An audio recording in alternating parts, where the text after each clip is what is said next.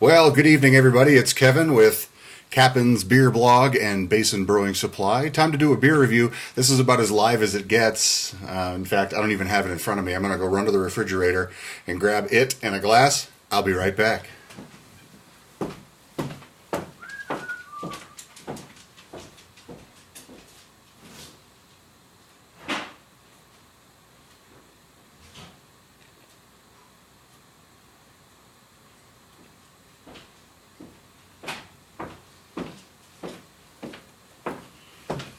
Alrighty, here we go. Now, if you've been reading my blog at all, you know that I'm really not crazy about Belgian beers. There's something about Belgian yeast that I haven't really acquired a taste for yet. And I kind of been going about this the wrong way. I tried a couple of Belgian beers here and there over the years, haven't really liked them, and then discovered the Cali Belgique, which is an IPA, and it was a combination with it was like mostly IPA with a little bit of Belgian yeast in it.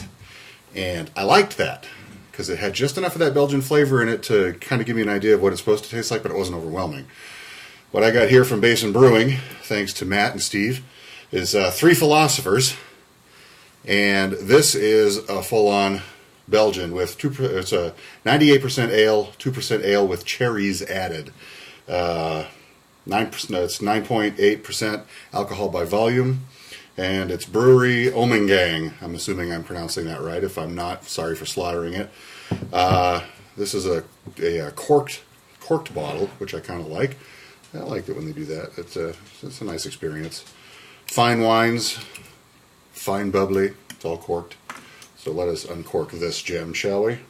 What does it say? Did I read on here somewhere? It says try not to disturb pour slowly as not to disturb the yeast sediment, but with enough vigor to create a luxurious head and release the sumptuous bouquet. Well, la-di-da.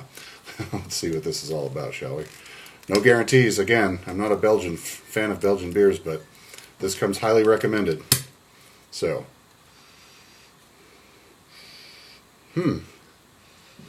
already not too bad. I like that. I'm going to put it in the glass, let it breathe here a little bit. Here's the pour.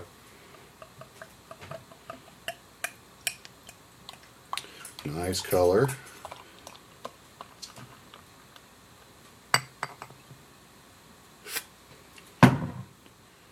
Oh, a little much. Can't spill on the pewter. Alright, we've got I gotta bring my light around here. That's probably not helping much. That's the problem with nighttime reviews. It's going to be kind of hard to see. What I can tell you is that it's a really nice, like a cherry amber color. As you can see, we've got a good, darn near 3 fingers of head here. 2 strong fingers, weak 3 fingers. That cherry is really subtle. It's there, but it is really, really subtle. You can smell the alcohol. And at, what would I say it was? 9.8%. Wow. It's a pretty strong one. Yep. A little foam on my nose. The head is nice and thick, and, it's kind of midway between foamy and creamy.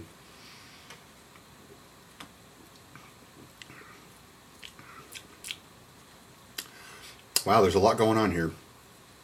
First of all, in the nose, malts. You get that Belgian yeast going on.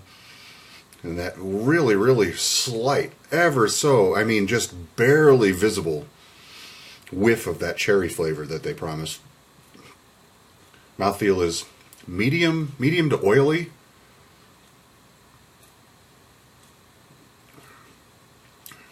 Wow, a lot going on here.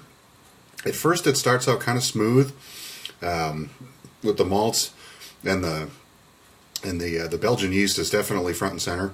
But then all of it starts out smooth, and then all of a sudden it turns left real fast and just gets real. It's got a bitter finish, but it doesn't. This is good. I like this. It doesn't have that over the top Belgian flavor that I've had in other beers. Those Abbey Trappists, those tend to be way over the top with the Belgian yeast. And again, this is probably something that I need to acquire and a taste for. First time I ever had a microbrew, little short story here. First microbrew I ever had was Sam Adams Boston Lager. And at that time I was 20 years old and barely drinking Budweiser. I thought it was the most horrifying beer I'd ever tasted when I tried a Sam Adams. Now, to me, Sam Adams is crap compared to Northwest Brew and IPAs. I'm an IPA junkie, but real heavy craft beer is what I like. And the few Belgians that I'd had, I didn't care for at all. It was that Belgian yeast that I didn't like. That Cali Belgique, that half and half, I liked that. And this is tasty.